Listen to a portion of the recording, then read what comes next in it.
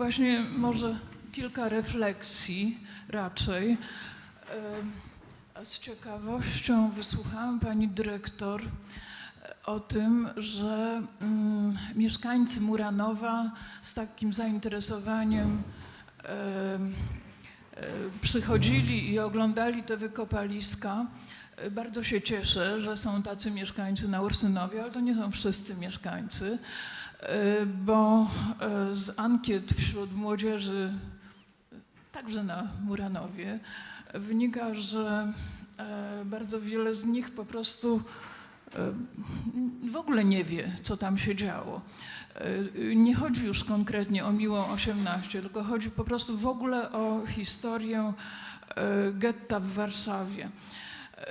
W związku z tym nie byłabym taką optymistką i uważam, że wszystkie realizacje, cokolwiek się tam zrobi, przede wszystkim muszą być skierowane na edukację, mówiąc w skrócie. Warto przypomnieć, czym miał być teren getta, jakie były wobec niego plany. Otóż Himmler uważał, że na miejscu getta powinien powstać park, aby warszawiacy nie zagospodarowali wolnej przestrzeni, a miasto nie powróciło do przedwojennych rozmiarów. Rozkaz wyburzenia getta wydał 16 lutego 1943 roku i dlatego działania Sztropa w czasie powstania, oprócz tego, że mordował i wyłapywał ludzi, także nakazał systematyczne palenie domów, co było prowadzone z uwzględnieniem właśnie tego wyznaczonego celu. Z 11 czerwca 1943 roku pochodzi kolejny rozkaz Himmlera.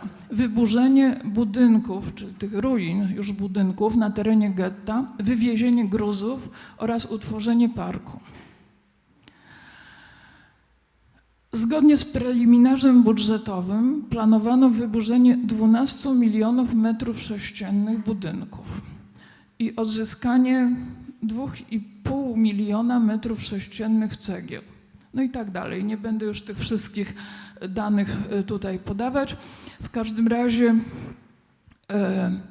pracę przerwano w czerwcu 1943 roku. A ciąg dalszy nastąpił po zakończeniu wojny.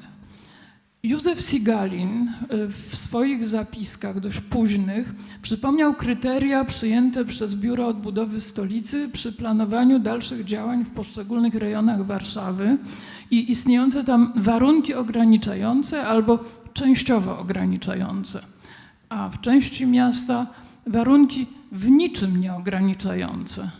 Najbardziej dramatyczne, cytuję, a jednocześnie dające największą swobodę projektowania. Budynki zniszczone do rozbiórki i tereny gruzów byłego getta. Tak więc nigdy nie brano pod uwagę odtworzenia nawet fragmentu dawnego Muranowa. Tylko do Starego Miasta i wybranych obiektów zabytkowych odnoszono postulat odbudowy, cytuję, barbarzyńsko zniszczonych pomników przeszłości, stanowiących dokument rozwoju materialnego i kulturalnego narodu. Koniec cytatu. I wydaje mi się, że jeżeli nawet niewielkie fragmenty mogą zostać odkryte i mogą zostać jakoś udostępnione, można ich dotknąć. No, byłoby to bardzo ważne pokazanie, że ten fragment Warszawy też traktujemy jako istotny, jako dokument rozwoju materialnego i kulturalnego narodu. Dziękuję bardzo.